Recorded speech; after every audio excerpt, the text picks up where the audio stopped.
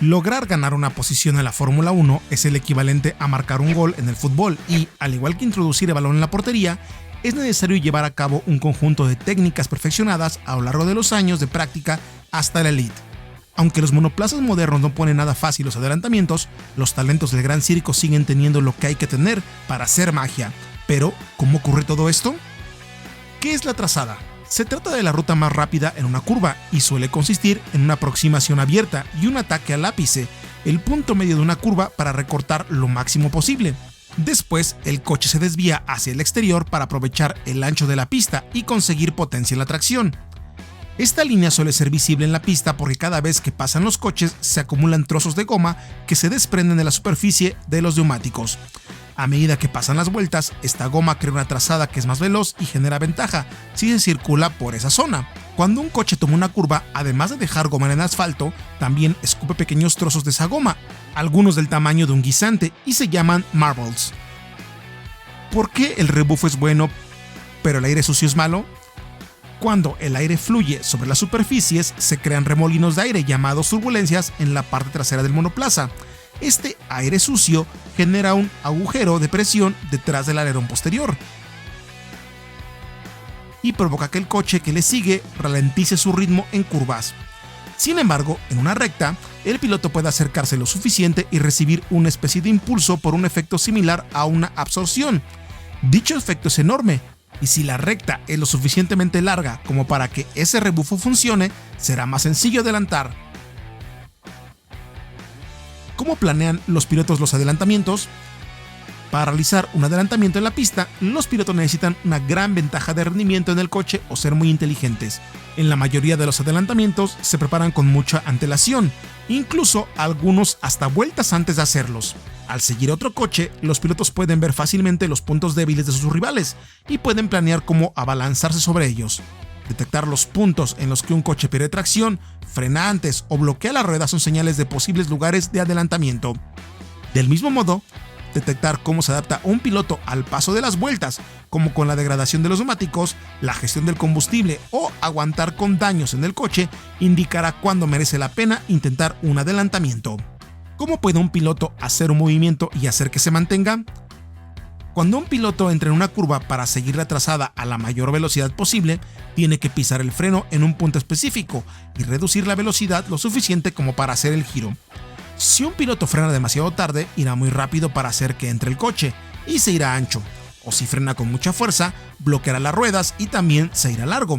Los pilotos tendrán que frenar antes a medida que el estado de los neumáticos empeore, ya que aquellos que tienen las gomas más frescas pueden frenar más tarde y es donde puede aparecer una opción para adelantar. El punto de frenado pone en perspectiva la precisión de los pilotos de Fórmula 1.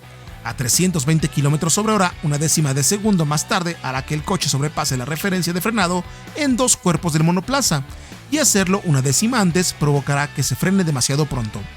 Para adelantar en una curva, un piloto tiene que salirse de la trazada en la entrada de la curva, y si lo hace bien, puede impedir al piloto que puede tomar la trazada limpia y que tenga una salida de curva óptima. El éxito de la maniobra depende de lo que venga después. Si es una recta, mientras que la velocidad de salida sea buena, el trabajo está hecho. Si la siguiente curva es en la misma dirección, el que adelante tiene ventaja, pero el defensor podría aguantar por el exterior. Si la próxima curva es en la dirección opuesta y el defensor tiene más tracción, tiene la ventaja. ¿Qué es justo y qué no lo es? Los adelantamientos se rigen por el derecho al espacio y las directrices se explican claramente en el reglamento deportivo. El problema es que, a menudo, no hay una resolución clara y siempre se puede debatir. El derecho al espacio estuvo bajo la lupa en la última parte de la temporada 2021, cuando Max Verstappen y Lewis Hamilton tuvieron algunas emocionantes batallas rueda a rueda y sacaron el uno al otro o ambos de la pista.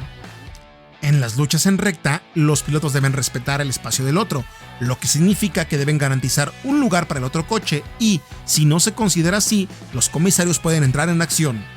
Esta norma se ha llevado al límite en muchas ocasiones, sobre todo en el Gran Premio de España de 1991, cuando Ayrton Senna y Nigel Mansell rozaban sus neumáticos mientras echaban chispas en la recta de meta, o en Hungría en 2010, cuando Michael Schumacher estuvo a punto de hacer que Rubens Barrichello chocara contra el muro. Para realizar un adelantamiento por el interior de la curva, basta con que un piloto tenga su rueda delantera delante de la trasera del coche que defiende para que se considere un movimiento limpio. En el exterior, los coches deben estar en paralelo. Los pilotos pueden defender su posición, pero solo pueden moverse una vez. Si lo hacen más de una ocasión, es ilegal. La zona gris del reglamento está en que si un piloto se mueve 2 veces para prepararse para la siguiente curva, está permitido, pero solo si deja espacio al otro piloto. ¿Qué es el DRS y cómo ayuda a adelantar?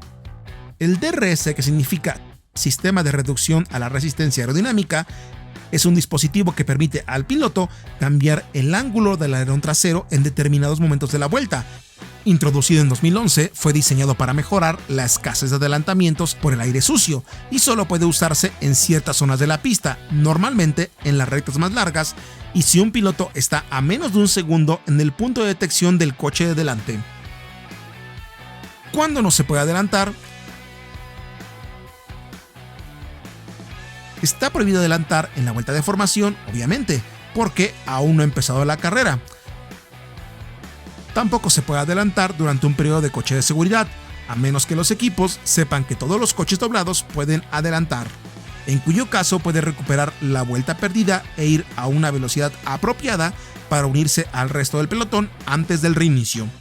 ¿Cuáles son los récords de adelantamiento en la Fórmula 1? El mayor número de adelantamientos en una carrera en seco fue de 161 durante el Gran Premio de China de 2016, en el que varios pilotos con coches competitivos se fueron al fondo de la parrilla. El mayor número de adelantamientos por liderato fue en Monza en 1965, cuando el rebufo permitió ver 41 cambios de piloto en cabeza. En 5 carreras no ha habido ningún adelantamiento, todas ellas en este siglo. Ocurrieron en Mónaco en 2003 y 2021, aunque aún se debate si hubo algún adelantamiento. En Estados Unidos en 2005, donde solo participaron 6 coches. En Valencia en 2009 y en Bélgica en 2021, pero en esa carrera solo se dio una vuelta detrás del coche de seguridad. Es una pregunta difícil y depende mucho de la perspectiva de cada uno, además de la época, porque algunos periodos han tenido reglamentos que fomentaban más los adelantamientos que otros. A Nigel Mansell se le atribuyen muchas de las mejores maniobras de todos los tiempos. Superó a Gerhard Berger en la Peraltada de México, una de las curvas más desafiantes de la Fórmula 1, en 1990. También pasó a su compañero de equipo en Williams, Nelson Piquet, en Silverstone en 1987. Y utilizó su instinto natural para adelantar a Ayrton Senna en Hungría en 1989.